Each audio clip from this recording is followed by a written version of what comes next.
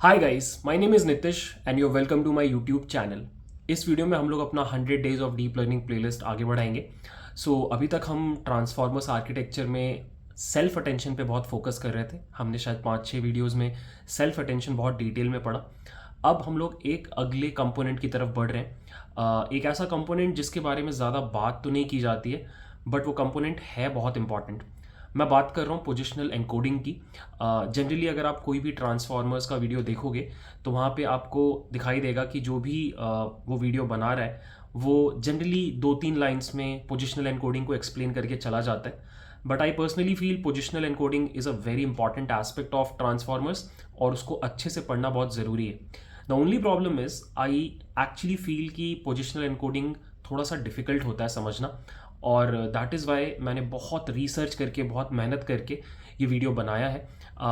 इस वीडियो के पीछे मेरा गोल ये है कि मैं पोजिशनल एनकोडिंग को एज अ कॉन्सेप्ट आपके सामने बहुत सिंप्लीफाई कर पाऊँ, and that is why video थोड़ा लंबा हो गया है। बट ट्रस्ट मी, अगर आप लास्ट तक ये वीडियो देखोगे तो आप अप्रिशिएट करोगे कि मैंने कितना रिसर्च डाला है इस वीडियो को बनाने में। So I am super excited for this video. I really hope आप भी हो। Let's start the video. So guys, positional encoding क्या होती है ये पढ़ने के पहले हमें ये समझना पड़ेगा कि ट्रांसफॉर्मर्स आर्किटेक्चर में पोजिशनल एनकोडिंग की ज़रूरत क्यों पड़ी। अभी तक हमने ट्रांसफॉर्मर्स आर्किटेक्चर का एक बहुत इंपॉर्टेंट कंपोनेंट पढ़ा है, और उस कंपोनेंट का नाम है सेल्फ अटेंशन। और सेल्फ अटेंशन क्या होता है, आई गेस आपको ऑलरेडी पता है। अगर आपके पास एक सेंटेंस है और उसको आपने टोकन्स में डिवाइड कर दिया, जैसे यहाँ पे आपका सेंटेंस है रिवर बैंक, राइट।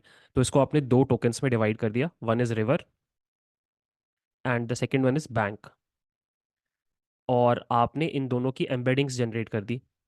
सो यहाँ पर ये जो आपको दिखाई दे रहा है, this is the embedding of river and this is the embedding of bank. अब सेल्फ अटेंशन ब्लॉक क्या कर सकता है कि आपके वर्ड्स की गिवन एम्बेडिंग्स से वो कॉन्टेक्चुअल एम्बेडिंग्स जनरेट कर सकता है। कॉन्टेक्चुअल एम्बेडिंग का मतलब ये हुआ कि ये जो एम्बेडिंग्स हैं ये डायनामिक है, और ये वर्ड के यूसेज के साथ चेंज होती है। मतलब अगर आप इस सेंटेंस में बैंक का कॉन्टेक्चुअल एम्बेडिंग कैलकुलेट करोगे तो ये कुछ अलग होगा, और जब आप इस सेंटेंस में बैंक का एम्बेडिंग कॉन्टेक्चुअल एम्बेडिंग कैलकुलेट करोगे तो वो कुछ अलग होगा। और वो इस बात पे डिपेंड होगा कि वो पर्टिकुलर वर्ड बैंक उस सेंटेंस में और किन वर्ड्स के साथ आया है। ये पूरी चीज़ हमने बहुत डिटेल में डिस्कस की थी। तो this was the best part about self attention कि वो डायनामिक कॉन्टेक्चुअल एम्बेडिंग्स जनरेट कर सकता था। और वो डायनामिक कॉन्टेक्चुअल एम्बेडिंग्स इस चीज़ के बेसिस पे जनरेट होती थी कि कोई पर्टिकुलर वर्ड किस कॉन्टेक्स्ट में यूज हुआ है। यहाँ तक आई गेस आपको पता है।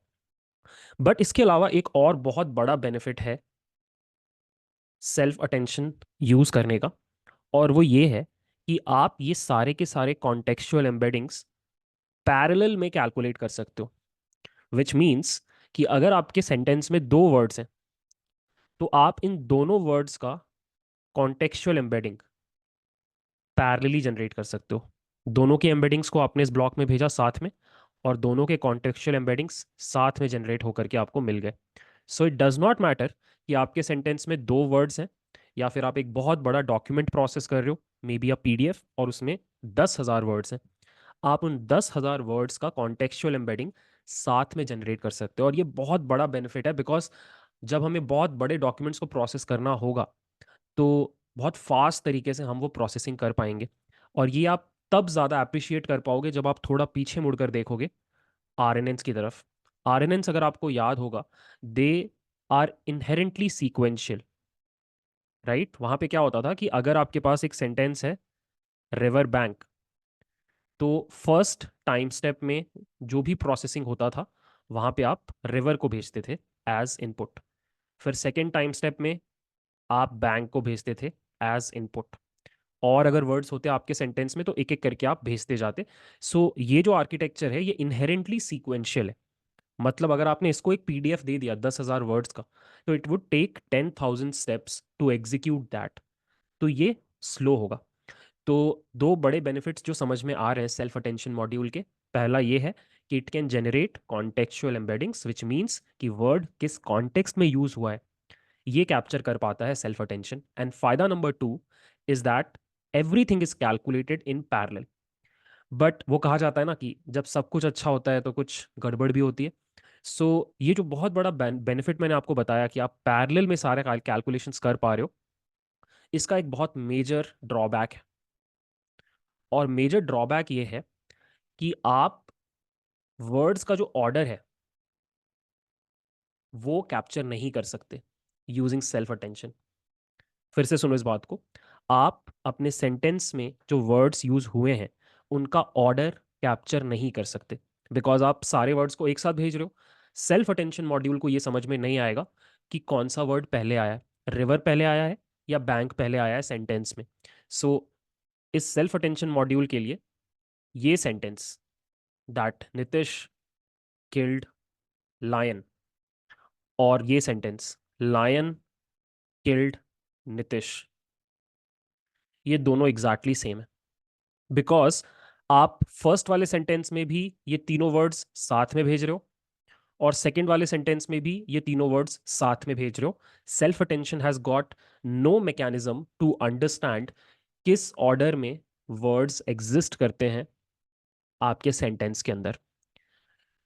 ये प्रॉब्लम वैसे आरएनएन के अंदर नहीं है।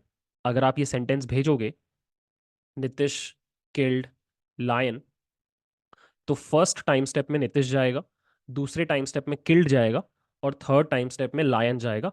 तो आरएनएन को इनहेरेंटली पता चल जाएगा कि ऑर्डर क्या है। बट अनफॉर्चुनेटली हमारे सेल्फ अटेंशन मॉड्यूल के पास ये मैकेनिज्म नहीं है। अब शायद मुझे ये समझाने की तो ज़रूरत है नहीं कि एनएलपी बेस्ड एप्लीकेशंस में वर्ड्स का जो ऑर्डर होता है वो मैटर करता है, राइट? ये जो सेंटेंस है नितिश किल्ड लायन और ये जो सेंटेंस है लायन किल्ड नितिश, ये दो कंप्लीटली अलग मीनिंग्स रिप्रेजेंट कर रहे हैं। बट आपका सेल्फ अटेंशन मॉड्यूल बोलेगा both are same. Do you really think इस तरह के मैकेनिज्म के साथ हम रियल वर्ल्ड एनएलपी एप्लीकेशन बना पाएंगे? बिल्कुल भी नहीं। विच मीन्स अब हमारे सामने एक चैलेंज है कि किसी तरीके से तो हमें ये मेक श्योर करना है कि हम अपने सेल्फ अटेंशन मॉड्यूल में ये ऑर्डरिंग का इंफॉर्मेशन पास ऑन करें। अदरवाइज हमारा जो ट्रांसफॉर्मर्स आर्किटेक्चर है वो उतना अच्छा परफॉर्म नहीं करेगा। And this is where positional encodings come into the picture. Positional encoding ही वो लॉजिक है जो ट्रांसफॉर्मर आर्किटेक्चर में सेल्फ अटेंशन के अंदर ये इंफॉर्मेशन एनकोड करता है कि कौन सा वर्ड किस पोजीशन में है आपके सेंटेंस के अंदर। आई रियली होप आपको वाई समझ में आ गया। सो प्रॉब्लम आपको समझ में आ गई है। अब बात करते हैं सॉल्यूशन की। सॉल्यूशन है पोजिशनल एनकोडिंग। बट मैं आपको डायरेक्टली पोजिशनल एनकोडिंग नहीं पढ़ाने वाला, बिकॉज अगर मैं आपको डायरेक्टली पोजिशनल एनकोडिंग पढ़ाऊंगा ना तो आप शायद उतने अच्छे से समझ नहीं पाओगे। मेरे पास एक बेटर तरीका है। So what I will do is I will use the first principle approach. First principle approach का मतलब क्या है कि मैं आपको ऐसे पढ़ाऊंगा जैसे हम इसे फर्स्ट टाइम इन्वेंट कर रहे हैं। ठीक है? सो एकदम बेसिक सॉल्यूशन से स्टार्ट करेंगे, उसकी प्रॉब्लम्स को आइडेंटिफाई करेंगे, उन प्रॉब्लम्स को सॉल्व करेंगे, उस प्रोसेस में सेकंड सॉल्यूशन आएगा, सेकंड सॉल्यूशन की प्रॉब्लम की बात करेंगे, उसको फिक्स करेंगे, इस प्रोसेस में थर्ड सॉल्यूशन आएगा, और ऐसे करते करते हम पोजिशनल एनकोडिंग तक पहुंच जाएंगे। And trust me, this is the best way to teach this topic. ठीक है? तो स्टार्ट करते हैं। हमारे पास एक सेंटेंस है, नितिश किल्ड द लायन। ठीक है? इस सेंटेंस में चार वर्ड्स हैं। Okay? But the problem is कि हमारे सेल्फ अटेंशन ब्लॉक को ये नहीं समझ आता कि पहले कौन सा वर्ड आया था, दूसरे नंबर पे कौन सा वर्ड आया था, तीसरे नंबर पे कौन सा वर्ड आया था, एंड सो ऑन। समहाउ मुझे इस सेल्फ अटेंशन ब्लॉक तक ये इंफॉर्मेशन पहुंचाना है कि नितिश फर्स्ट नंबर पे था, किल्ड सेकंड नंबर पे था, द थर्ड नंबर पे था, एंड सो ऑन। ठीक है? तो let's propose a very simple solution. एकदम सिंपल सॉल्यूशन की बात करते हैं। अब खुद ही सोचो सबसे सिंपल सॉल्यूशन क्या हो सकता है। सबसे सिंपल सॉल्यूशन हो सकता है काउंटिंग। बहुत सिंपल है। आप काउंट कर लो, ये वर्ड कौन से नंबर पे आ रहा है, फर्स्ट नंबर पे आ रहा है। ये वर्ड कौन से नंबर पे आ रहा है, सेकंड पे आ रहा है, थर्ड पे आ रहा है, फोर्थ पे आ रहा है। मैंने काउंटिंग कर लिया। अब समहाउ ये जो नंबर है इसको मुझे इस सेल्फ अटेंशन ब्लॉक में भेजना है। राइट? अब इसके भी मल्टीपल तरीके हैं, बट एक सबसे सिंपल तरीका क्या हो सकता है कि ये जो एम्बेडिंग है, अब ये एम्बेडिंग मान लो फिलहाल 512 डायमेंशन की है। ठीक है, मतलब यहाँ पे 512 नंबर्स है। मैं क्या करूंगा, मैं लास्ट में एक और डायमेंशन ऐड कर दूंगा। सारे के सारे वर्ड्स की एम्बेडिंग्स में मैं लास्ट में एक डायमेंशन ऐड कर दूंगा, विच मीन्स अब ये सारे के सारे एम्बेडिंग्स 513 डायमेंशंस की हो गई। और इस लास्ट डायमेंशन में मैं क्या ऐड करूंगा, मैं ये नंबर ऐड कर दूंगा, 1 2 3 4। और इस तरीके से क्या हुआ कि हम इस सेल्फ अटेंशन ब्लॉक में ये इंफॉर्मेशन भेज पा रहे हैं कि कोई पर्टिकुलर वर्ड कौन से पोजीशन पे है। एकदम ही सिंपल सॉल्यूशन, शायद कोई बच्चा भी इसको आइडेंटिफाई कर पाएगा। I hope you are getting the solution. अब बात करते हैं कि इस सिंपल सॉल्यूशन में क्या प्रॉब्लम है जिसकी वजह से हम इसे यूज नहीं कर सकते। सो एक्चुअली मल्टीपल प्रॉब्लम्स है, मैं एक एक करके आपको सारी प्रॉब्लम्स बताता हूँ। पहली प्रॉब्लम ये है कि ये जो सॉल्यूशन है ये अनबाउंडेड। अनबाउंडेड होने का मतलब क्या है कि इसमें कोई अपर लिमिट नहीं है। खुद ही सोच के देखो, ये तो छोटा सा सेंटेंस था, इसमें 4 वर्ड्स थे, तो आपका आखिरी नंबर 4 है। नाउ इमेजिन आप एक पूरी की पूरी बुक का पीडीएफ प्रोसेस करना चाहते हो। एक बुक में 500 पेज होते हैं, हर पेज में आई डोंट नो 200 वर्ड्स होते हैं। So you can see already we have like 1 lakh words का एक डॉक्यूमेंट। तो जब हम इस पूरे बुक को प्रोसेस करने जाएंगे और सेल्फ अटेंशन मॉड्यूल में भेजेंगे, तो जो सबसे आखिरी वर्ड होगा इस बुक का, मान लो थैंक यू का यू है, तो यहाँ पे कौन सा नंबर होगा, 1 lakh. Right? Now the problem is कि ये नंबर इज ह्यूज, और हम इस नंबर को ट्रांसफॉर्मर्स आर्किटेक्चर में भेज रहे हैं, जो खुद में एक न्यूरल नेटवर्क आर्किटेक्चर है। अब शायद इतना तो आपने न्यूरल नेटवर्क्स और डीप लर्निंग पढ़ लिया है कि आपको ये पता होगा कि neural networks work on the principle of back propagation. Back propagation is the core algorithm जिसके ऊपर न्यूरल नेटवर्क ट्रेन होते हैं। और back propagation hates big numbers. Generally बोला जाता है कि -1 से 1 के बीच में अगर आपके नंबर्स हैं, that is a good range to have. But if you have huge numbers like 1 lakh, 1 crore, 10 crore, ये नंबर्स ट्रेनिंग के टाइम पे अनस्टेबिलिटी क्रिएट करते हैं, जिसकी वजह से वही vanishing gradient problem, exploding gradient problem आ सकता है। इन शॉर्ट, ग्रेडियंट्स जो हैं आपके वो अनस्टेबल हो जाएंगे। So this is the biggest problem with this approach. The first biggest problem is कि ये अप्रोच में जो नंबर्स आप लेके आ रहे हो वो अनबाउंडेड है। अब इसमें आप बहुत आसानी से एक लॉजिक इंप्लीमेंट कर सकते हो। आप बोलोगे कि व्हाट इफ मैं ये मेक श्योर कर दूं कि नंबर्स हमेशा 0 से 1 के बीच में ही रहें। आप कर सकते हो कैसे? आप सबसे पहले ये पता कर लो कि टोटल नंबर ऑफ वर्ड्स कितने हैं। जैसे इस सेंटेंस में 4 वर्ड्स हैं, और अब आप हर पोजीशन को टोटल से डिवाइड मार दो। ऑटोमेटिकली जो आपका लास्ट पोजीशन होगा वो हमेशा 1 होगा, और ये 0 के बीच में होगा, 0 से 1 के बीच में होगा। Right? Same for this book also. इस बुक में भी 1 लाख वर्ड्स है, बट आखिरी वर्ड जो यू है वहां पर आप 1 लाख को 1 लाख से डिवाइड कर दोगे, तो ये 1 हो जाएगा। Problem solve. What do you think? Do you think this is a good solution? The answer is no. समझना इस बात को। मान लो मेरे पास ये सेंटेंस है, थैंक यू, और मेरे पास ये सेंटेंस है, नितिश किल्ड द लायन। ठीक है? इसका पोजीशन 1 है, इसका 2 है, इसका 1 है, इसका 2 है, इसका 3 है, इसका 4 है। हमें क्या करना है? हमें नॉर्मलाइज करना है। तो मैंने ये कर दिया 1/2, 2/2। यहाँ पे मैंने क्या कर दिया, 1/4, 2/4, 3/4, 4/4। राइट? नॉर्मलाइज हो गया। यहाँ पे भी जो रेंज है वो 0 से 1 के बीच में है, और यहाँ पे भी जो रेंज है वो 0 से 1 के बीच में। बट प्रॉब्लम क्या है वो देखो। यहाँ पर आप नोटिस करो कि इस पोजीशन पे एक्चुअल वैल्यू क्या होगी, 1, और इस पोजीशन पे एक्चुअल वैल्यू क्या होगी, 0.5। ये दोनों हैं सेकंड पोजीशन, बट आपका जो टेक्निक है उसके हिसाब से इस सेंटेंस में सेकंड पोजीशन का वैल्यू 1 है, और इस सेंटेंस में सेकंड पोजीशन का वैल्यू 0.5 है। कंसिस्टेंसी नहीं है। समझ के देखो, आप अपने ही ट्रेनिंग डेटा में एक सेंटेंस में सेकंड पोजीशन को 1 का वैल्यू दे रहे हो, और अपने ही ट्रेनिंग डेटा में एक दूसरे सेंटेंस को सेकंड पोजीशन का वैल्यू 0.5 दे रहे हो। सो आपका न्यूरल नेटवर्क कंफ्यूज हो जाएगा कि सेकंड पोजीशन होता क्या है, इज इट 1 और 0.5। सो ये अप्रोच काम नहीं करेगा कि आप नॉर्मलाइज कर दो। आई रियली होप आपको ये फर्स्ट प्रॉब्लम समझ में आया। द फर्स्ट प्रॉब्लम इज इस तरीके से ब्लाइंडली नंबर्स अपेंड करने पे कि आपका ये जो नंबर है ये अनबाउंडेड तरीके से ग्रो करेगा जैसे जैसे आपका सेंटेंस का लेंथ ग्रो करेगा, और neural networks don't like that. आप अगर नॉर्मलाइज करने जा रहे हो तो भी प्रॉब्लम वहीं की वही है, आप कंसिस्टेंट नंबर्स नहीं दे पा रहे हो for each position. The position का number should not change, right? अगर यहाँ पे ये 1 आ रहा है तो यहाँ पे भी 1 ही होना चाहिए, इट शुड नॉट चेंज। ये भी बहुत इंपॉर्टेंट है, कंसिस्टेंट बिहेवियर होना चाहिए अक्रॉस ट्रेनिंग सैंपल्स। तो पहला प्रॉब्लम तो ये हो गया। इसके अलावा और भी प्रॉब्लम्स हैं, वो मैं आपको बताता हूँ। Okay, let's talk about problem number 2।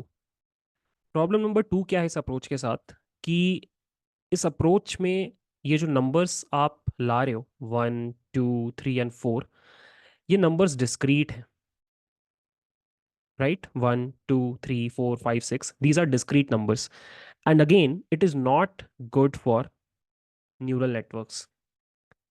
ये भी शायद आपको पता होगा कि neural networks generally prefer smooth transitions, right, like continuous numbers. Okay, और अगर आप डिस्क्रीट नंबर्स यूज करोगे न्यूरल नेटवर्क्स को ट्रेन करने के लिए, तो न्यूमेरिकल स्टेबिलिटी का प्रॉब्लम आता है,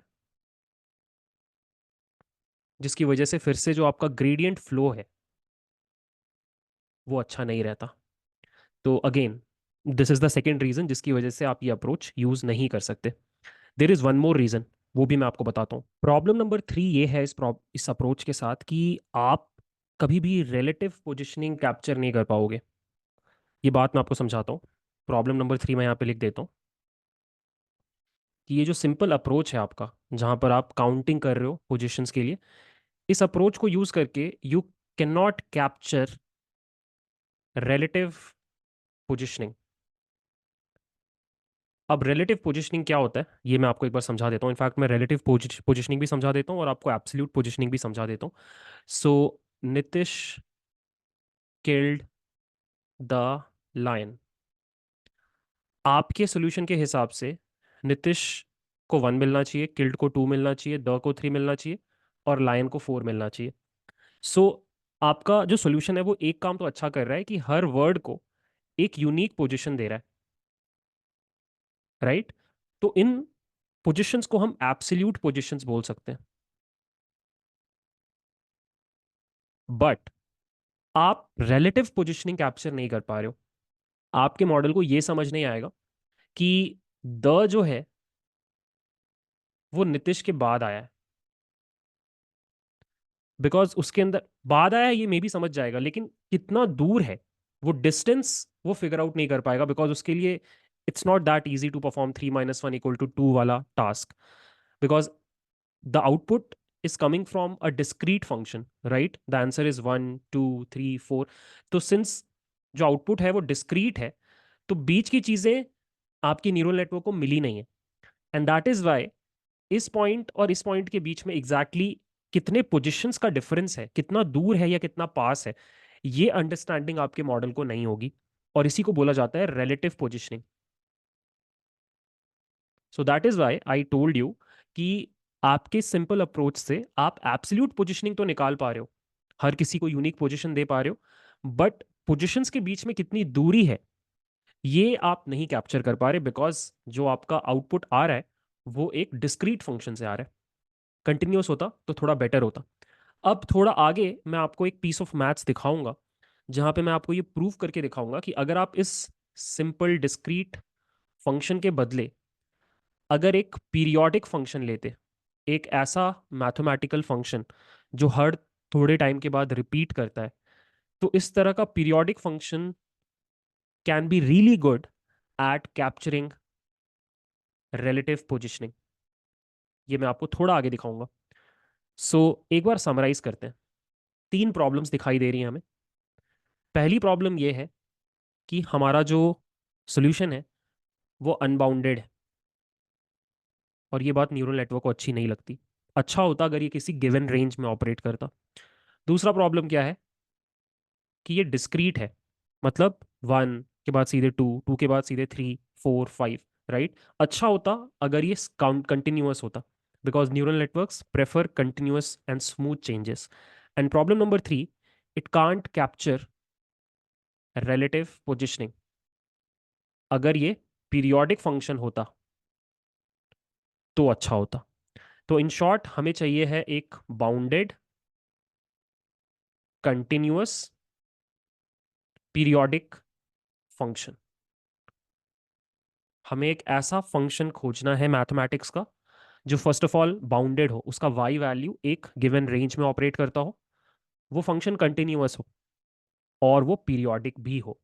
अब अगर आपने थोड़ा भी मैथ्स पढ़ा होगा तो आपके दिमाग में क्लिक कर रहा होगा कि one such option could be trigonometric functions.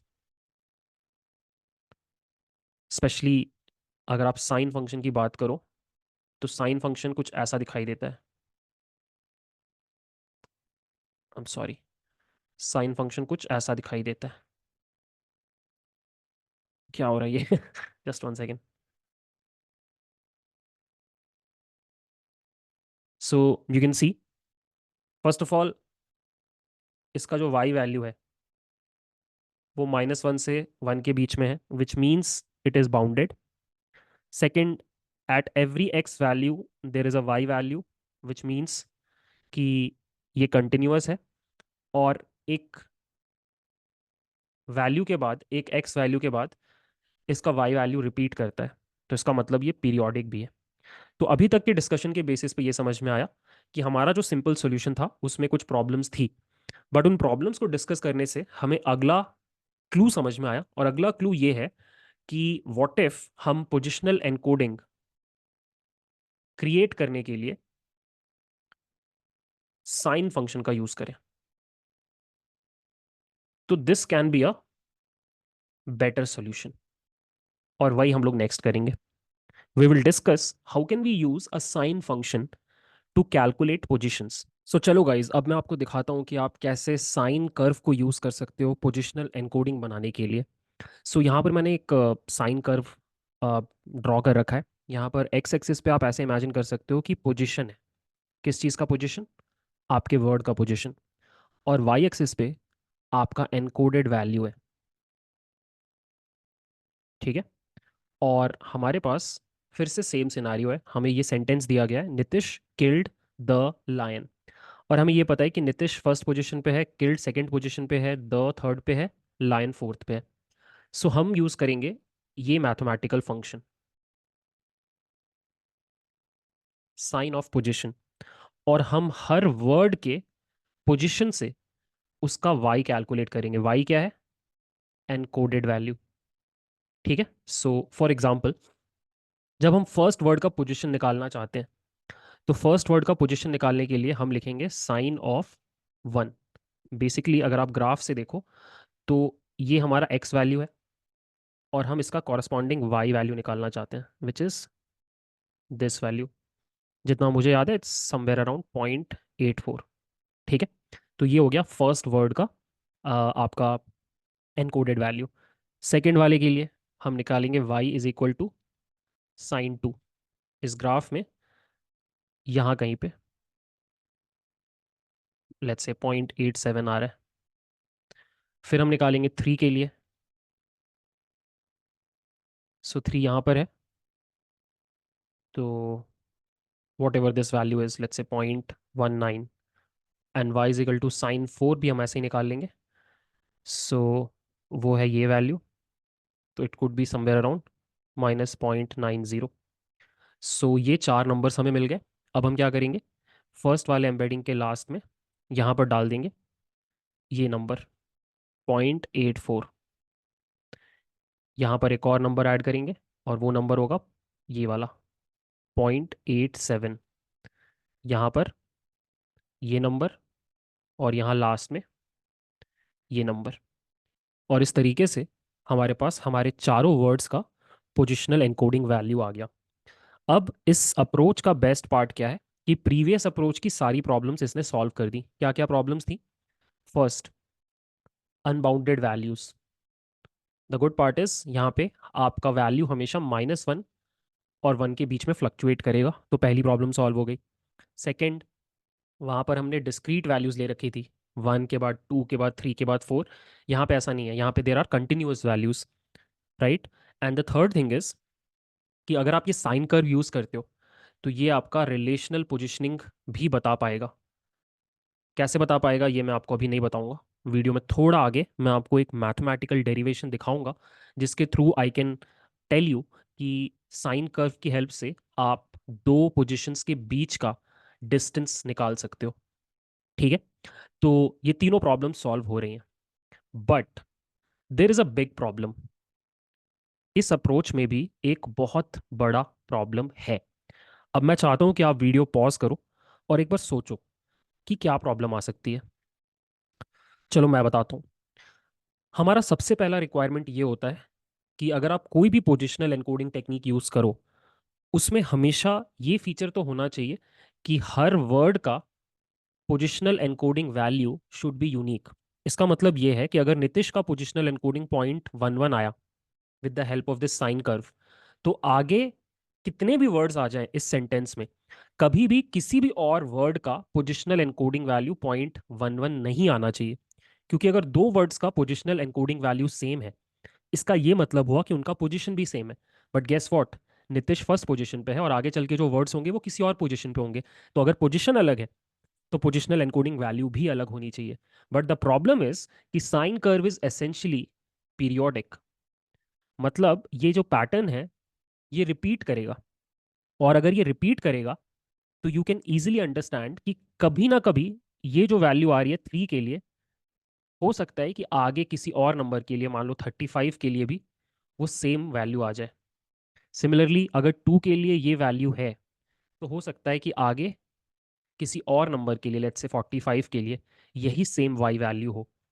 और अगर ऐसा हुआ तो फिर बहुत बड़ी प्रॉब्लम हो जाएगी, बिकॉज आपके सेंटेंस में दो अलग वर्ड्स जो दो अलग पोजीशंस में हैं, उनकी पोजिशनल एनकोडिंग वैल्यू सेम हो जा रही है। इससे क्या होगा, आपका मॉडल कंफ्यूज हो जाएगा। वो बोलेगा सेकंड पोजीशन का भी .11 है, 45th पोजीशन का भी .11 है, मतलब ये दोनों सेम पोजीशन के वर्ड्स हैं, और फिर बहुत बड़ी गड़बड़ हो जाएगी। हालांकि ये जो अप्रोच है ये आपके पिछले अप्रोच के 3 प्रॉब्लम्स को सॉल्व कर रहा है, बट इसका खुद एक बहुत बड़ा प्रॉब्लम है, और वो प्रॉब्लम है पीरियोडिसिटी। पीरियोडिसिटी हमें हेल्प भी कर रहा है, बट इस केस में एक तरीके से नुकसान भी पहुंचा रहा है। अब हमें क्या करना पड़ेगा, किसी तरीके से ये जो प्रॉब्लम आई है कि वैल्यूज रिपीट हो सकती हैं, इस प्रॉब्लम को किसी तरीके से हमें सॉल्व करना पड़ेगा। अब इस प्रॉब्लम को सॉल्व करने का एक बहुत सिंपल अप्रोच ये हो सकता है कि आप सिर्फ एक ट्रिग्नोमेट्रिक फंक्शन यूज करने के बदले दो ट्रिग्नोमेट्रिक फंक्शंस यूज करो। इसका मतलब ये है कि अभी तक हम पोजिशनल एनकोडिंग वैल्यू कैलकुलेट करने के लिए सिर्फ एक ट्रिग्नोमेट्रिक फंक्शन यूज कर रहे थे। कौन सा? y is equal to sine of position. मैं क्या बोल रहा हूँ कि व्हाट इफ हम दो अलग ट्रिग्नोमेट्रिक फंक्शंस यूज करें। हम यूज करें y is equal to sine of position, और साथ ही साथ हम यूज करें y is equal to cos of position. अब क्या होगा कि किसी भी एक वर्ड के लिए आपके पास दो वैल्यूज आएंगी।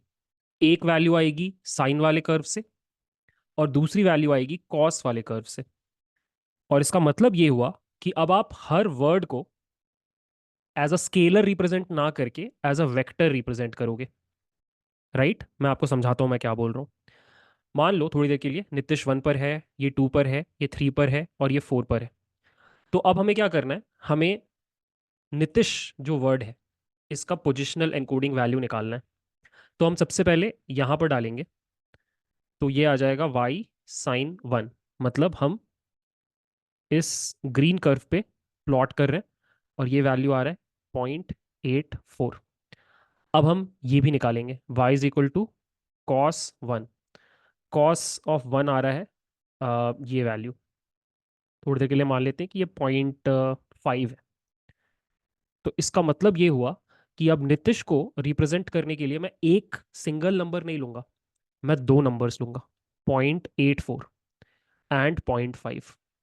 और अब मैं क्या करूंगा कि इस जगह पे एक के बदले दो वैल्यूज इंसर्ट करूंगा। फर्स्ट वाले में 0.84, सेकेंड वाले में 0.5। सिमिलरली जब मुझे किल्ड वर्ड के लिए पोजिशनल एनकोडिंग करनी है, निकालनी है, तो मैं फिर से निकालूंगा y is equal to sine of 2 and y is equal to cos of 2।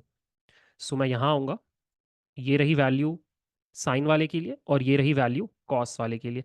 तो ये वैल्यू आ रही है 0.87 समथिंग और ये वैल्यू आ रही है -0.4 समथिंग।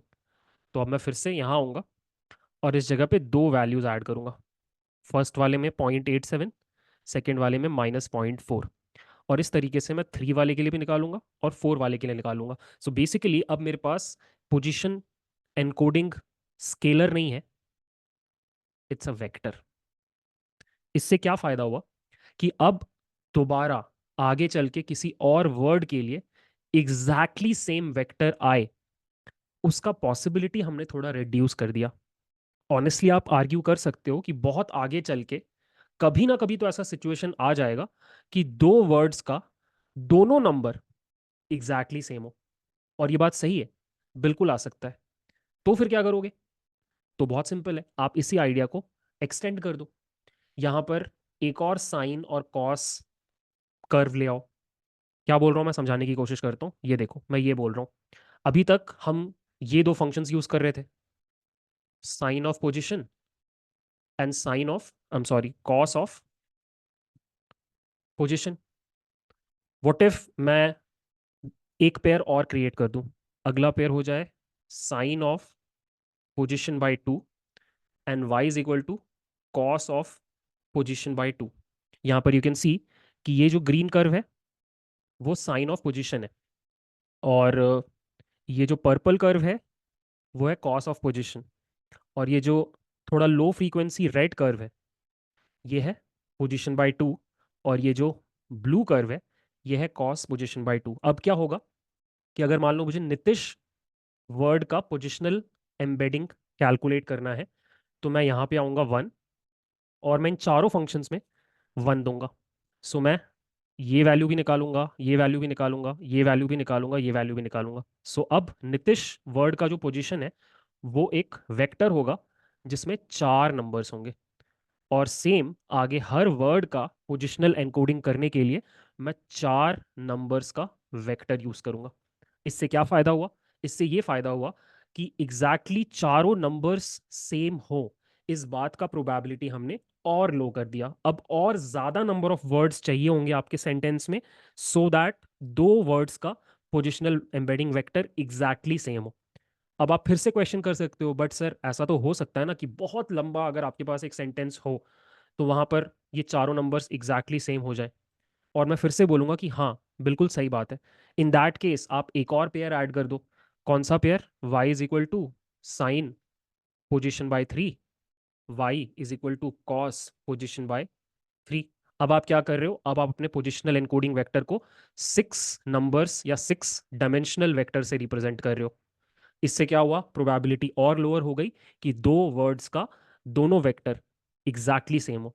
फिर सेम क्वेश्चन कि सर अभी भी तो और ज्यादा बड़ा डॉक्यूमेंट होगा तो रिपीट हो सकता है, तो I would say introduce one more pair, one more pair, and आपके पास एक सफिशिएंटली लार्ज वेक्टर हो जाएगा जो जनरली एक बहुत बड़े डॉक्यूमेंट पे भी रिपीट नहीं करेगा। आई रियली होप आपको ये सोल्यूशन समझ में आया। हमने बहुत ग्रेजुअली बिल्ड किया पूरे सोल्यूशन को। हमने स्टार्ट किया एक सिंगल साइन कर्व से, बट गेस व्हाट, वो बहुत जल्दी रिपीट होने लग गया, तो हमने इंट्रोड्यूस कर दिया उसके साथ एक कॉस वाला कर्व। तो अब स्केलर के बदले हम वेक्टर रिप्रेजेंटेशन पे आ गए।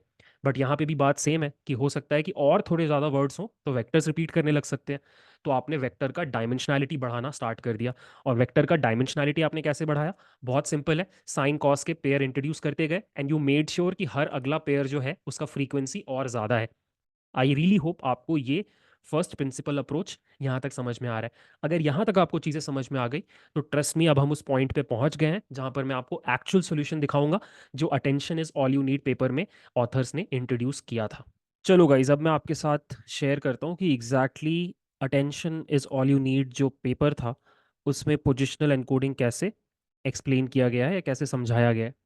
So the good part is कि हमने सारा का सारा ग्राउंड वर्क कर लिया है। सो अब आपको ये कॉन्सेप्ट समझने में कोई परेशानी नहीं होगी। सो मैं एकदम सिंपल शब्दों में आपको समझाता हूँ, ठीक है? सो मान लो आपके पास ये सेंटेंस है, रिवर, बैंक, और ये रिवर का एम्बेडिंग है और ये बैंक का एम्बेडिंग है जो आप इस सेल्फ अटेंशन ब्लॉक में भेजना चाहते हो। बट आप सेल्फ अटेंशन ब्लॉक में भेजने के पहले यहाँ पर पोजिशनल एनकोडिंग भी साथ में भेजना चाहते हो ऑब्वियसली। तो हमें क्या करना है, हमें रिवर का पोजिशनल एनकोडिंग कैलकुलेट करना है और हमें बैंक का भी पोजिशनल एनकोडिंग कैलकुलेट करना है।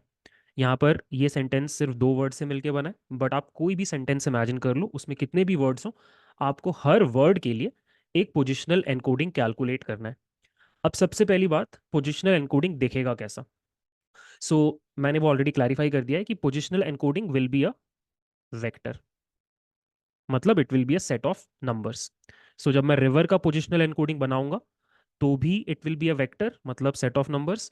जब मैं बैंक का पोजिशनल एनकोडिंग बनाऊंगा तो भी it will be a vector, मतलब सेट ऑफ नंबर्स। पहले बात करते हैं रिवर का पोजिशनल एनकोडिंग वेक्टर के बारे में। अब सबसे पहला क्वेश्चन जो आपके दिमाग में आना चाहिए कि अगर मैं ये वेक्टर क्रिएट कर रहा हूं तो इसका डिमेंशनैलिटी कितना होगा। वेक्टर किस चीज से जाना जाता है कि वो कितने डायमेंशन का वेक्टर है। तो इस क्वेश्चन को सबसे पहले आंसर करते हैं कि ये जो रिवर वर्ड है इसका पोजिशनल एनकोडिंग वेक्टर का डायमेंशन कितना होगा। इसका एक बहुत स्ट्रेट फॉरवर्ड आंसर है। रिवर वर्ड का पोजिशनल एनकोडिंग का जो वेक्टर है उसका डायमेंशनैलिटी एग्जैक्टली उतना ही होगा जितना उसके एम्बेडिंग वेक्टर का डायमेंशनैलिटी है। इस बात को ध्यान से सुनना। अगर ये रिवर वर्ड का एम्बेडिंग वेक्टर है, इसमें कितने डायमेंशंस हैं? 6। तो इसका मतलब ये हुआ कि जब हम रिवर वर्ड का पोजिशनल एनकोडिंग वेक्टर बनाएंगे तो उसमें भी एग्जैक्टली 6 डायमेंशंस होंगे। सिमिलरली बैंक वर्ड का भी जो एम्बेडिंग वेक्टर है उसमें भी 4, उसमें भी 6 डायमेंशंस हैं, बिकॉज वो सेम ही रहता है। हर वर्ड का एम्बेडिंग का डायमेंशन सेम रहता है, तो इसी रीजन से जब आप बैंक वर्ड का पोजिशनल एनकोडिंग वेक्टर बनाओगे तो ये भी 6 डायमेंशनल ही होगा। तो आई होप सबसे पहले आपको ये समझ में आ गया, दो बातें आपको समझ में आ गई। पहला, हर वर्ड का जो पोजिशनल एनकोडिंग हम क्रिएट करेंगे वो एक वेक्टर होगा हर वर्ड का, और उस वेक्टर का डायमेंशन एग्जैक्टली उतना ही होगा जितना आपका एम्बेडिंग वेक्टर का डायमेंशन है। आई होप ये आपको समझ में आ गया। अब इसके बाद क्या करना है, जब मान लो कि मेरा ये पोजिशनल एनकोडिंग वेक्टर मैंने बना लिया, मैंने आपको समझाया नहीं है कि कैसे बनेगा, मान लो हमने बना लिया, तो अब हमें क्या करना है। थोड़ी देर पहले जब हमने डिस्कशन किया था तो हम क्या कर रहे थे, हम कॉन्कैटिनेशन कर रहे थे, लास्ट में एम्बेडिंग वेक्टर के पीछे जोड़ दे रहे थे। But attention is all you need paper में आप क्या करते हो कि आप एम्बेडिंग वेक्टर को लेते हो जो कि खुद 6 डायमेंशनल है, और आप पोजिशनल एनकोडिंग वेक्टर को लेते हो जो कि अगेन 6 डायमेंशनल है, और इन दोनों वेक्टर्स के बीच में आप एडिशन कर देते हो। बेसिकली ये नंबर इससे जुड़ जाएगा, ये नंबर इससे जुड़ जाएगा, ये नंबर इससे, ये नंबर इससे, ये नंबर इससे, ये नंबर इससे, वेक्टर एडिशन आप कर देते हो। इससे आपको फिर से एक 6 डायमेंशन का वेक्टर मिलेगा which will be a combination of two things, आपका एम्बेडिंग प्लस आपका पोजिशनल एनकोडिंग। और वो जो कंबाइंड वेक्टर है उसको आप सेल्फ अटेंशन में भेजते हो। तो उस वेक्टर के पास दोनों चीजों का इंफॉर्मेशन है, एम्बेडिंग का भी इंफॉर्मेशन है, पोजिशनल एनकोडिंग का भी इंफॉर्मेशन है। आपके दिमाग में ये सवाल अभी आ सकता है कि पहले जो हम कॉन्कैटिनेशन कर रहे थे उसमें क्या प्रॉब्लम थी, कॉन्कैटिनेशन क्यों नहीं यूज कर लिया। तो इसका एक बहुत सिंपल एक्सप्लेनेशन है कि अगर आप कॉन्कैटिनेशन करते तो 6 डायमेंशन में अगर आप 6 और डायमेंशन कॉन्कैटिनेट करते तो आपको एक नया वेक्टर मिलता जो 12 डायमेंशन का होता। तो सीधे सीधे आपका डायमेंशनैलिटी इंक्रीज कर जाता जो कि आप सेल्फ अटेंशन मॉड्यूल में भेजते।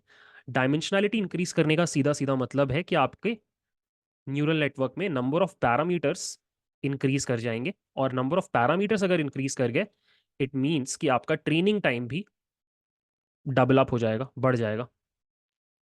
तो ये ना करना पड़े, ट्रेनिंग टाइम स्लो ना हो, इसलिए rather than concatenation the authors preferred addition of these two vectors.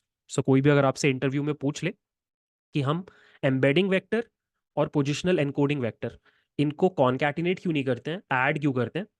तो this should be your answer, that if we concatenate, the dimensionality will double up and hence number of parameters required would double up and training time will be like up by a factor of 2.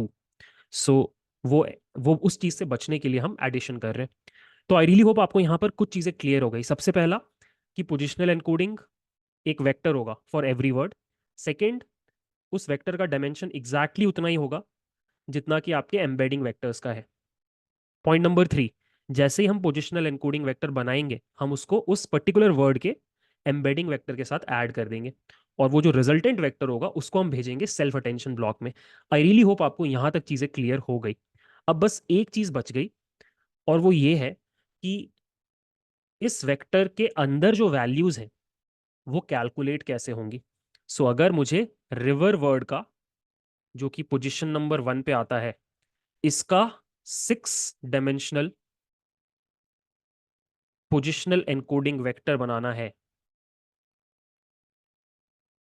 तो उसके अंदर की ये values exactly calculate होंगी कैसे, ये समझने की कोशिश करनी है।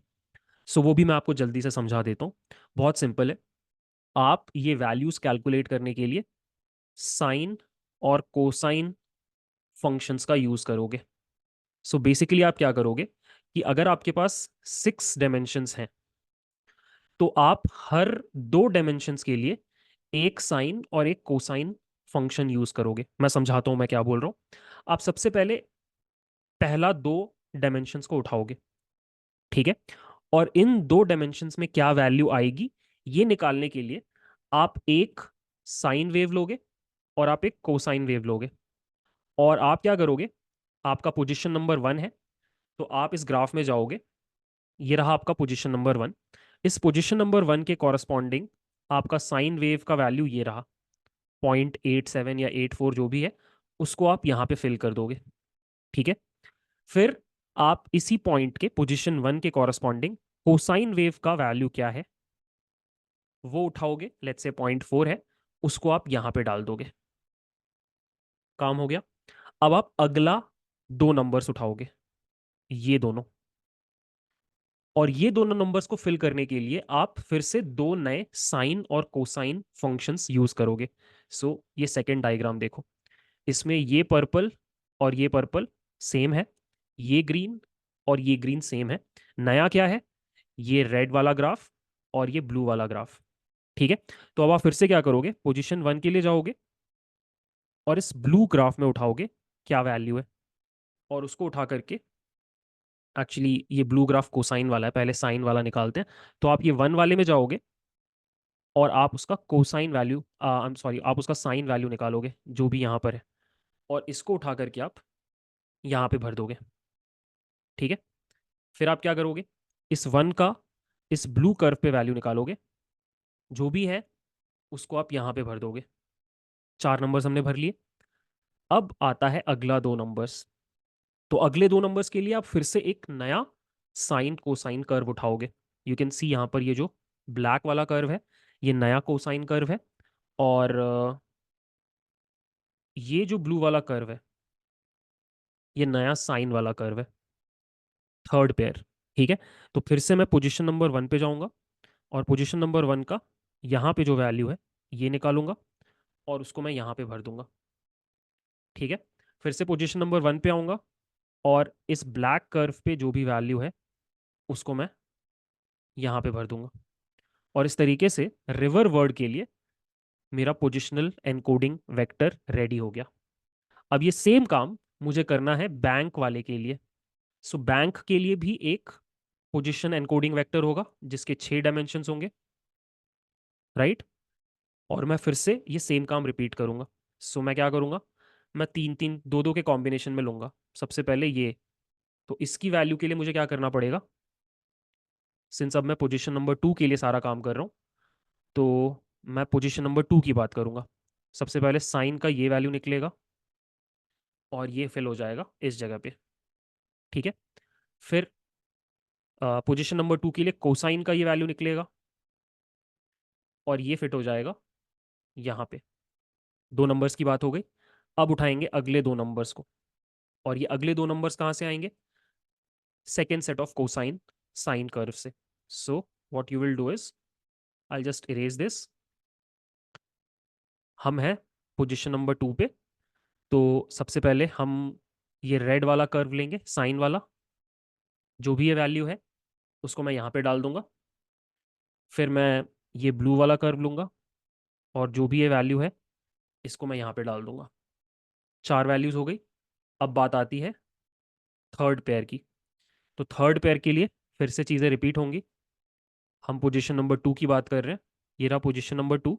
तो पोजीशन नंबर 2 के लिए मैं सबसे पहले ये जो ब्लू कर्व है इसकी वैल्यू निकालूंगा, और ये जो भी वैल्यू है वो यहाँ पे आ जाएगी। और फिर पोजीशन नंबर 2 के लिए मैं इस ब्लैक कर्व पे वैल्यू निकालूंगा, जो भी ये वैल्यू है वो यहाँ पे आ गई। और इस तरीके से मुझे बैंक वर्ड का भी पोजिशनल एनकोडिंग वेक्टर मिल गया। अब कोई टेंशन की बात नहीं है, अगर मान लो आपने एम्बेडिंग यूज की होती 8 डायमेंशनल, तो फिर आपका पोजिशनल एनकोडिंग वेक्टर भी 8 डायमेंशनल होता। और यहाँ पे जैसे आप 6 different sine cosine curves use कर रहे हो, इसके बदले आप 8 करते, आप दो और साइन कोसाइन लेके आते। ओरिजिनल जो पेपर है उसमें 512 डायमेंशनल एम्बेडिंग यूज हुई है, तो ऑब्वियसली हमारा पोजिशनल एनकोडिंग वेक्टर भी 512 डायमेंशन का होगा। तो 512 डायमेंशन को रिप्रेजेंट करने के लिए हमें कितने साइन कोसाइन पेयर्स चाहिए? 512 डिवाइडेड बाय 2। हम और ऐड करते जाएंगे। और एक चीज़ और नोटिस करना कि जैसे जैसे हम और ज़्यादा साइन कोसाइन पेयर्स ऐड कर रहे हैं, आप एक पैटर्न नोटिस करोगे कि हर अगला साइन कोसाइन पेयर का जो फ्रीक्वेंसी है वो घट रहा है। ये देखो, ये पहला साइन कर्व है, ये इसका फ्रीक्वेंसी है। अब ये सेकेंड वाला साइन कर्व है, इसका फ्रीक्वेंसी देखो थोड़ा सा घट गया है। और फिर सबसे लास्ट में ये ब्लू वाला देखो, इसका फ्रीक्वेंसी और ज़्यादा घट गया है। सो जैसे जैसे आप और पेयर्स ऐड करते जा रहे हो, आप फ्रीक्वेंसी घटाते जा रहे हो। ये एक पैटर्न है, ठीक है। अब बस एक लास्ट क्वेश्चन हमारे दिमाग में आ सकता है और आना भी चाहिए, और वो क्वेश्चन ये है कि फ्रीक्वेंसी कैसे डिसाइड होगा। अभी तक तो मैंने बस इतना बोला कि हम एक साइन कर्व ले आएंगे और हम एक कोसाइन कर्व ले आएंगे, but sign cosine curve decide करने के लिए आपको फ्रीक्वेंसी बतानी पड़ती है। इस फ्रीक्वेंसी की मैंने कोई बात नहीं की, मैंने बस इतना बोला कि जैसे जैसे आप और साइन कोसाइन कर्व्स लाते जाओगे, आप फ्रीक्वेंसी घटाते जाओगे, बट कितने से घटाओगे ये सब मैंने आपको नहीं बताया। तो now I will introduce the exact formula जो पेपर में यूज हुआ है, और हम उस फॉर्मूले को यूज करके ही सारा काम रिपीट करेंगे। सो गाइज, अगर आप attention is all you need original paper पे जाओगे, तो वहाँ पर आपको पेज नंबर 6 में पोजिशनल एनकोडिंग का सेक्शन मिलेगा। और हालांकि यहाँ पे इन लोगों ने ज़्यादा एक्सप्लेन तो नहीं किया है कि एग्जैक्टली चीज़ें कैसे काम करती हैं, बट इन लोगों ने ये फॉर्मूला हमें दे दिया है कि एग्जैक्टली पोजीशन एनकोडिंग कैलकुलेट कैसे की जाती है। हम एग्जैक्टली यही फॉर्मूला यूज़ करते हैं। So you can C for every alternate dimension हम साइन और कॉस कैलकुलेट करते हैं, और साइन और कॉस कर्व की फ्रीक्वेंसी क्या होगी ये हमें इस अंदर वाली वैल्यू से पता चलता है।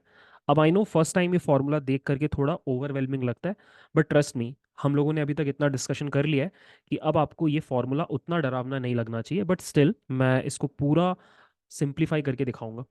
सो what I have done is कि इस फॉर्मूले को मैंने यहाँ पे पेस्ट कर लिया है, और हम हमारे एग्जाम्पल के ऊपर इस फॉर्मूले को अप्लाई करेंगे। हमारा एग्जाम्पल है ये छोटा सा सेंटेंस जिसमें दो वर्ड्स हैं, रिवर एंड बैंक। अब एक दो चीज़ें मैं यहाँ पे क्लियर करना चाहता हूँ।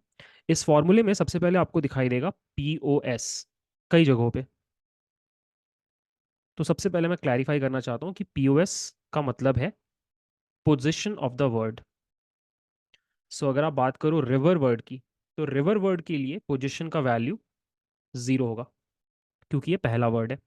और बैंक वर्ड के लिए पोजिशन का वैल्यू 1 होगा क्योंकि ये दूसरा वर्ड है। अगर यहाँ पर और कोई तीसरा वर्ड होता तो उसका पोजिशन का वैल्यू 2 होता, and so on.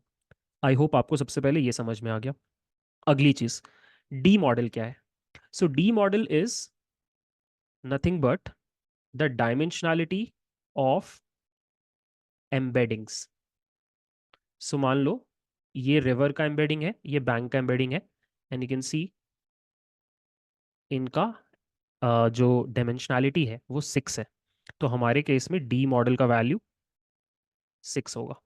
Original paper में जो एम्बेडिंग्स ली गई हैं वो 512 डायमेंशन की है, तो वहाँ पे डी मॉडल का वैल्यू 512 होगा। ठीक है। ऑल्सो अगर मेरा एम्बेडिंग 6 डायमेंशन का है तो मेरा पोजिशनल एनकोडिंग भी 6 डायमेंशन का होगा, यानी डी मॉडल का होगा। अगली बात आती है कि आई क्या है। सो आई इज बेसिकली 0 से लेकर के डी मॉडल बाय 2। आई का वैल्यू यहाँ से यहाँ तक फ्लक्चुएट करेगा, मतलब 0 से लेकर के 6 डिवाइडेड बाय 2 मतलब 3, मतलब 0 से लेके 3 तक फ्लक्चुएट करेगा। ठीक है। एक्चुअली डी मॉडल -1 हो जाएगा, आपको हाफ तक जाना है, क्योंकि आप 0 से शुरू कर रहे हो। 1 से शुरू करते तो डी मॉडल बाय 2 तक जाता, बट सिंस आप 0 से शुरू कर रहे हो तो डी मॉडल बाय 2 -1 तक जाएगा, मतलब 0 से लेके 2 तक जाएगा। इसका मतलब आई का वैल्यू एक बार 0 होगा, एक बार 1 होगा और एक बार 2 होगा, and that's it. I hope आपको यहाँ तक बात समझ में आ गई। अब मैं क्या करूँगा, मैं सबसे पहले आपको रिवर वर्ड के लिए पोजिशनल एनकोडिंग वेक्टर कैलकुलेट करके दिखाऊंगा with the help of this formula. ठीक है, ध्यान से देखो। सबसे पहले हम आई का वैल्यू 0 लेकर के चलेंगे, और ऑब्वियसली पोजीशन का वैल्यू भी 0 लेके चलेंगे, बिकॉज हम रिवर वर्ड का बात कर रहे हैं और रिवर वर्ड का पोजीशन 0 है। ठीक है, तो क्या होगा, यहाँ पे 0 आ जाएगा, 2i में भी 0 आ जाएगा। ठीक है, सो यू कैन सी यहाँ पर मैंने थोड़ी सी गलती की है, मैं इसको ठीक कर देता हूँ। यहाँ पे 0 होगा और यहाँ पे भी 0 होगा। ठीक है, तो पोजीशन की वैल्यू यहाँ पे 0 है, आई की वैल्यू 0 है, तो 2i की वैल्यू भी 0 हो जाएगी। अंदर चलते हैं, साइन ऑफ पोजीशन की वैल्यू 0 है और 10,000 raise to the power 2i, तो सिंस आई की वैल्यू 0 है तो यहाँ पे 0 आ जाएगा, और इसको कैलकुलेट करने पे आपको 0 मिलेगा। तो ये है फर्स्ट वैल्यू जो आप यहाँ पे फिल कर सकते हो। ठीक है, अब आपको निकालना है अगला डायमेंशन का वैल्यू, तो 2i+1। सो पोजिशन अभी भी 0 है बिकॉज आप रिवर वर्ड के लिए कर रहे हो, बट यहाँ पे 1 आ जाएगा बिकॉज 2i+1 है, आई का वैल्यू 0 है। यहाँ पे आ गया कॉस, पोजिशन का वैल्यू अभी भी 0 है, 10,000 raise to the power, since यहाँ पे 2i है तो यहाँ पे फिर से 0 आ गया, तो कॉस 1 हो गया 1। ठीक है, तो i=0 का काम खत्म। अब आता है i=1। फिर से मैंने यहाँ पर एक छोटी सी गलती की है, मैं इसको रेक्टिफाई कर दूंगा। पोजीशन का वैल्यू अभी भी 0 है बिकॉज हम रिवर वर्ड की बात कर रहे हैं, तो यहाँ पे 2 आ जाएगा बिकॉज नाउ इट्स 2i, आई का वैल्यू क्या है 1, तो 2 × 1 = 2। ठीक है, तो हम अब रिवर का थर्ड डायमेंशन कैलकुलेट कर रहे हैं। टोटल कितने डायमेंशन होंगे रिवर के, 6 डायमेंशन होंगे, हम अभी थर्ड डायमेंशन का बात कर रहे हैं। पोजीशन का value 0, 10,000 raise to the power 2i क्या होगा, 2i होगा 2, और डी मॉडल क्या होगा 6, तो 2 / 6 क्या हो गया 1/3। बट कोई फर्क नहीं पड़ता, आंसर 0 ही होगा। सिमिलरली यहाँ पे 1 ही होगा, i=1 का काम हो गया।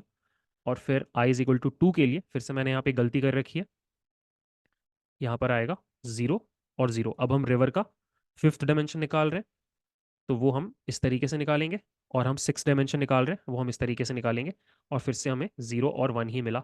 सो इतनी मेहनत करने के बाद रिवर वर्ड का पोजिशनल एनकोडिंग वेक्टर ये रहा, 6 डायमेंशन का, 0 1 0 1 0 1 ऑल्टरनेट कर रहा है। सिमिलरली अब आप क्या करोगे, आप बैंक वर्ड का पोजिशनल एनकोडिंग वेक्टर कैलकुलेट करोगे बिल्कुल सेम तरीके से। आप i=0 से स्टार्ट करोगे, यहाँ पे मैंने फिर से एक मिस्टेक कर रखा है, इनफैक्ट मैं सारा ही ठीक कर देता हूँ। सिंस अब पोजिशन का वैल्यू 1 होगा because we this is the second word, तो इन सभी जगहों पे 1 आना चाहिए। सो अब मैं बैंक वर्ड का 0th dimension, first dimension, second dimension, third dimension, fourth और फिफ्थ डायमेंशन कैलकुलेट कर रहा हूँ, सेम इसी फॉर्मूले को रिपीट कर करके, you can C. So I would recommend एक बार आप वीडियो पॉज करके क्रॉस चेक कर लो सारे कैलकुलेशंस। मिस्टेक हो सकता है बिकॉज मैंने मतलब हो सकता है मिस्टेक, आप एक बार चेक कर लेना। ये रही फर्स्ट डायमेंशन की वैल्यू, ये रही सेकेंड डायमेंशन की value, third dimension, fourth dimension, fifth dimension, six dimension, और वो मैंने यहाँ पे लिखा है। And this is how exactly you calculate the positional encoding vectors for a given sentence. ठीक है, और ज़्यादा वर्ड्स होते तो फिर आप पोजीशन इक्वल टू 2 के लिए निकालते, एक और वर्ड होता पोजीशन इक्वल टू 3 के लिए निकालते। जितना ज़्यादा सेंटेंस, जितना बड़ा सेंटेंस, उतने ज़्यादा आपको वेक्टर्स कैलकुलेट करने पड़ते। But yeah this is the basic idea. Best चीज़ ये होगी इस पॉइंट पे कि आप एक सेंटेंस ले लो, hi my name is X, और आप उस सेंटेंस के ऊपर हाथ से कॉपी पेन लेकर के ये वेक्टर्स कैलकुलेट करने की कोशिश करो। एक बार अगर आपने एक सेंटेंस का कर लिया, सारा कंफ्यूजन दूर हो जाएगा। ये बस फेमिलियरिटी का गेम है गाइस, बिकॉज कॉन्सेप्ट तो आपको अब समझ में आ चुका है। तो अब फॉर्मूला वगैरह देख के आपको डर लगना नहीं चाहिए। ठीक है। तो आई होप आपको मैं समझा पाया कि एग्जैक्टली ये पूरी चीज़ काम कैसे कर रही है। हमने ऑब्वियसली स्केल्ड डाउन चीज़ें ली हैं, 512 डायमेंशन के बदले 6 डायमेंशन लिए हैं, but you get the idea. अब मैं आपको एक बहुत फेमस ग्राफ दिखाता हूँ जो आपको हर जगह देखने को मिलेगा। सो अगर आप कभी भी इंटरनेट पे जाओगे या फिर यूट्यूब पे जाओगे और आप सर्च करोगे पोजिशनल एनकोडिंग, तो आपको ये ग्राफ पक्का देखने को मिलेगा। This is a very famous graph. Positional encoding अगर आप पढ़ोगे तो ये ग्राफ आप ज़रूर देखोगे। सो एक काम करता हूँ, मैं ये ग्राफ आपको समझाता हूँ, और इस ग्राफ को समझाने के प्रोसेस में हम लोग एक बहुत इंटरेस्टिंग क्वेश्चन को भी आंसर करेंगे। क्वेश्चन क्या है मैं आपको पहले से बता देता हूँ।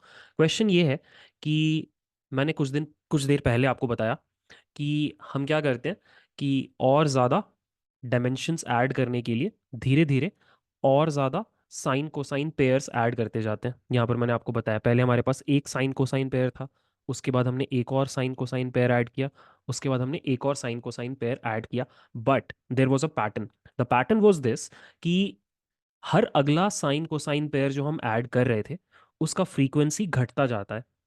राइट, यू कैन सी यहाँ पर फ्रीक्वेंसी ज़्यादा है, बट आगे वाले में आप नोटिस करोगे कि फ्रीक्वेंसी कम हो रहा है, उसके आगे वाले में फ्रीक्वेंसी और भी कम हो रहा है।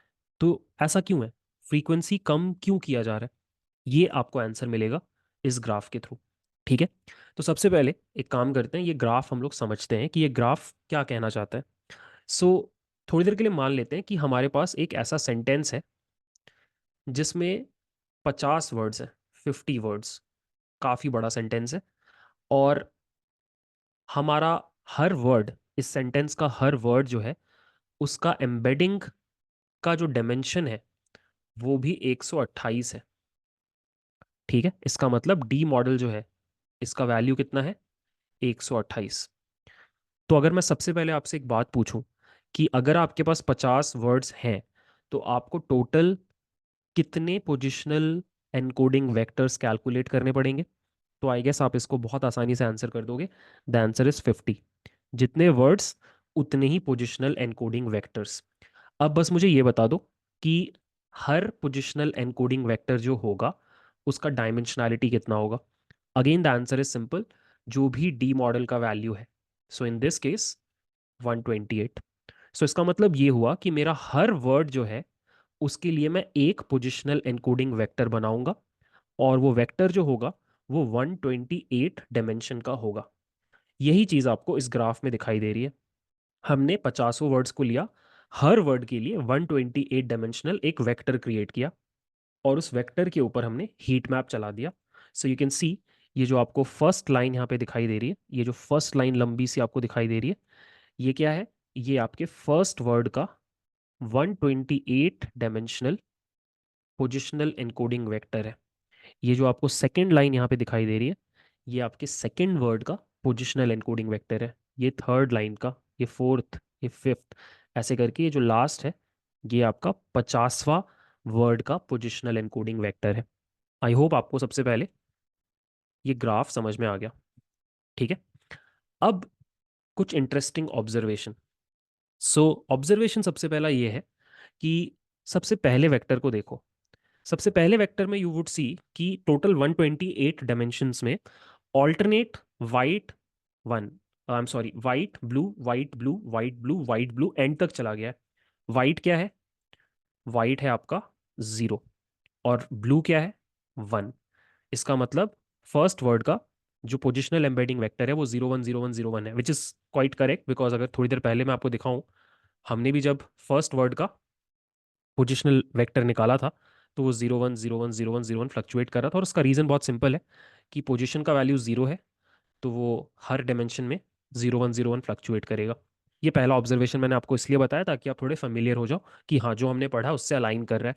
अब एक इंटरेस्टिंग चीज़ जो आपको दिखाई दे रही होगी वो ये है कि आप नोटिस करोगे कि जैसे जैसे आप अलग अलग वर्ड्स का ये वेक्टर कैलकुलेट कर रहे हो, तो जो डिफरेंस है सारे वेक्टर्स में, वो डिफरेंस मोस्टली आपको दिखाई देगा इन द लोअर डायमेंशंस। देख रहे हो, लोअर डायमेंशंस में आपको वैरायटी दिखाई देगी, कभी ब्लू कलर, कभी रेड कलर, कभी येलो कलर, कभी पर्पल कलर। पर्पल तो नहीं है वैसे, white colour. So you can सी यहां पर बहुत वैरायटी है। बट अगर आप हायर डायमेंशंस की बात करो, हायर डायमेंशंस की बात करो, तो हायर डायमेंशंस में कुछ बदल नहीं रहा है। मतलब अगर थोड़ी देर के लिए मैं लोअर डायमेंशंस को इग्नोर मार दूं और सिर्फ हायर डायमेंशंस की बात करूं, don't you think higher dimension के बेसिस पे मैं सारे वर्ड्स को डिफरेंशिएट नहीं कर पाऊंगा? मतलब ये जो फर्स्ट वर्ड है, it is exactly same to the second word, it is exactly same to the third word, fourth word, fifth word. So basically higher dimensions ज़्यादा चेंज नहीं हो रहे हैं। और वो चेंज इसलिए नहीं हो रहे हैं बिकॉज आपने क्या कर रखा है, हायर डायमेंशंस के लिए low frequency sine cos curves ले रखे हैं, और लोअर डायमेंशन के लिए हाई फ्रीक्वेंसी कर्व्स ले रखे हैं जो तेजी से बदलते हैं। वही चीज आपको यहाँ पे दिखाई दे रही है। ठीक है। बट अगर मैं 50 के बदले 100 वर्ड्स ले लूं, तो क्या होगा कि आपके हायर डायमेंशंस भी पार्टिसिपेट करने लगेंगे, बिकॉज ये एक्स एक्सिस और लंबा हो जाएगा, ये एक्स एक्सिस और लंबा हो जाएगा। तो आपका ये जो हायर डायमेंशन कर्व है, इसको भी चेंज होने का स्पेस मिलेगा। So what I am trying to say is कि ये जो आपको पैटर्न दिखाई दे रहा है, इस तरह का पैटर्न जो दिखाई दे रहा है, ये और अगर आप नीचे की तरफ जाओगे तो वो ऐसा बढ़ता जाएगा, ऐसे बढ़ता जाएगा। और एक टाइम ऐसा आएगा कि आपके सारे वेक्टर्स, मतलब सारे डायमेंशंस में चेंज आपको दिखने लग जाएगा, गिवन आपके पास इनफ नंबर ऑफ वर्ड्स हैं आपके सेंटेंस में। तो ये एक बहुत इंटरेस्टिंग ऑब्जर्वेशन है। एंड ये इंटरेस्टिंग ऑब्जर्वेशन को आप एक पैरेलल से समझ सकते हैं, एक एनालॉजी से समझ सकते हैं। It is very very close to binary encoding.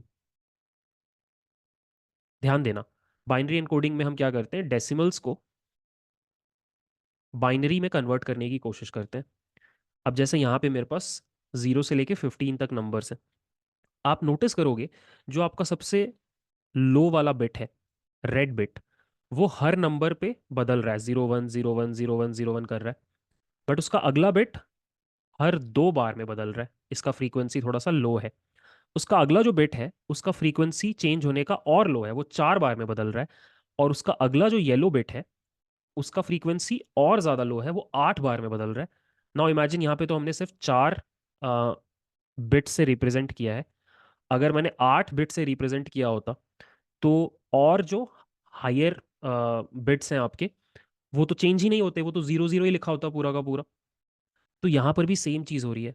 ये जो हमने पोजिशनल एनकोडिंग पढ़ा है, this is very similar to binary encoding, except ये हम कंटिन्यूअस वैल्यूज की डोमेन में कर रहे हैं। तो इन अ वे अगर आप समझने की कोशिश करो, तो बेसिकली बाइनरी एनकोडिंग का कॉन्सेप्ट उठाया है in the domain of continuous numbers, और वो आप कहाँ से लेके आए, साइन कॉस कर्व से। आई रियली होप ये पैरेलल आपको समझ में आया। आपको पोजीशंस को एनकोड करना था, तो आप बाइनरी एनकोडिंग यूज कर सकते थे, बट आप इसलिए नहीं कर रहे हो because those are discrete values and neural networks prefer continuous values. That is why the authors, they decided to have this smart way of encoding, like binary encoding, but in the domain of continuous numbers. I really hope ये parallel आपको समझ में आया। This is like a very very great idea. मतलब ये सोचने के बाद, ये सुनने के बाद आप एक्चुअली अप्रिशिएट करोगे कि यार क्या दिमाग लगाया बंदे ने। बाइनरी एनकोडिंग ही करनी थी, बट डिस्क्रीट नंबर्स नहीं चलेंगे, तो उन्होंने वो सेम आइडिया को उठा करके कहाँ पर ले आए, कंटिन्यूअस वैल्यूज की डोमेन में। So this is essentially binary encoding in the domain of continuous numbers. I really hope ये पैरेलल आपको समझ में आ गया। अब गाइस, वीडियो को ख़त्म करने के पहले मैं आपके साथ एक लास्ट चीज़ डिस्कस करना चाहता हूँ। बट डिस्क्लेमर है, अगर आपको अभी तक का वीडियो इंटरेस्टिंग लगा है, तो ये पर्टिकुलर चीज़ आपके होश उड़ा देगी, और ये एक डाउट भी आपका क्लियर करेगी। कौन सा डाउट, बताता हूँ मैं आपको। अगर आपको याद होगा, वीडियो की एकदम शुरुआत में हमने एकदम सिंपल सॉल्यूशन प्रपोज किया था, राइट? और मैंने आपको बताया था कि उस सिंपल सॉल्यूशन में 3 प्रॉब्लम्स हैं। पहली प्रॉब्लम ये है कि अनबाउंडेड है आउटपुट, दूसरी प्रॉब्लम ये है कि डिस्क्रीट है, और तीसरी प्रॉब्लम भी मैंने आपको बताई थी कि हमारा simple solution relative positioning capture नहीं कर पाता, राइट। और फिर हमने हमारा साइन कोसाइन वाला पोजिशनल एनकोडिंग वाला सॉल्यूशन इंप्लीमेंट किया। बट मैंने आपको अभी तक ये बात नहीं बताई कि कैसे साइन कोसाइन वाला मेथड रिलेटिव पोजीशनिंग कैप्चर कर पाता है। वही अब मुझे आपके साथ डिस्कस करना है, ठीक है। और वो डिस्कस करने के लिए मैं फिर से ये graph as an example use करूंगा। सेटिंग्स में फिर से समझा देता हूँ। हमारे पास 50 वर्ड्स हैं, इसका मतलब हमारे पास 50 वेक्टर्स हैं और हर वेक्टर 128 डायमेंशन का है, ठीक है। अब ध्यान देना, यहां से इंटरेस्टिंग चीज शुरू होती है। सो जिस तरीके से हमने ये पूरा साइन कोसाइन वेरिंग फ्रीक्वेंसी वाला फंडा लगाया है, उसकी वजह से हमारे पोजिशनल एनकोडिंग में एक बहुत इंटरेस्टिंग प्रॉपर्टी आ गई है। क्या है वो इंटरेस्टिंग प्रॉपर्टी, मैं आपको समझाता हूँ। बट वो समझाने के पहले मैं एक इंट्यूशन आपको देना चाहता हूँ, और वो ये है कि ये जो 50 वेक्टर्स हैं और ये हर वेक्टर 128 डायमेंशन का है, इसको आप ऐसे इमेजिन कर सकते हो कि this is a 128 dimensional space. Obviously मैं ड्रॉ नहीं कर सकता, तो मैं आपको 2D का सहारा लेके बता रहा हूँ। 2D को आप 128D इमेजिन कर लो। तो यहाँ पर खूब सारे वेक्टर्स हैं। कितने वेक्टर्स हैं? 50 वेक्टर्स हैं। For every word there is one vector. ये आपको इमेजिन करके चलना है। अब मैं आपको एक इंटरेस्टिंग प्रॉपर्टी बताता हूँ इन वेक्टर्स के बारे में। हमने इस तरीके से साइन कोसाइन का ये पूरा गेम खेला है कि इस 50 ये जो 50 वेक्टर्स हैं, इनके बीच में एक बहुत इंटरेस्टिंग प्रॉपर्टी आ चुकी है। और वो इंटरेस्टिंग प्रॉपर्टी ये है कि मान लो मैं एक पर्टिकुलर वेक्टर उठाता हूँ। मान लो मैं ये वाला वेक्टर उठा रहा हूँ, वेक्टर नंबर 10।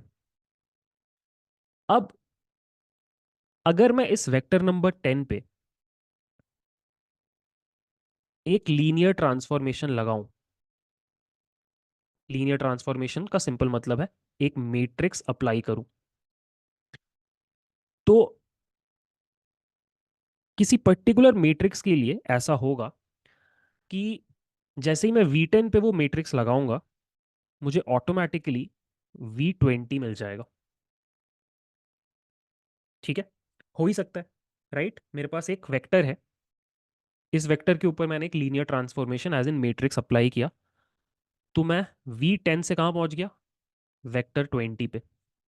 अब मजे की बात क्या है कि अगर मैं ये सेम मैट्रिक्स उठाऊं एज इट इज और उसको अगर मैं V30 पे अप्लाई कर दूं, तो एनी गेसेस क्या होगा? Your guess is correct. अगर आपने ये बोला कि आप V40 पे पहुंच जाओगे, एनी गेसेस अगर मैं इस सेम मैट्रिक्स को उठाऊं और V40 पे लगा दूं, तो मैं कहां पहुंच जाऊंगा? मैं V50 पे पहुंच जाऊंगा।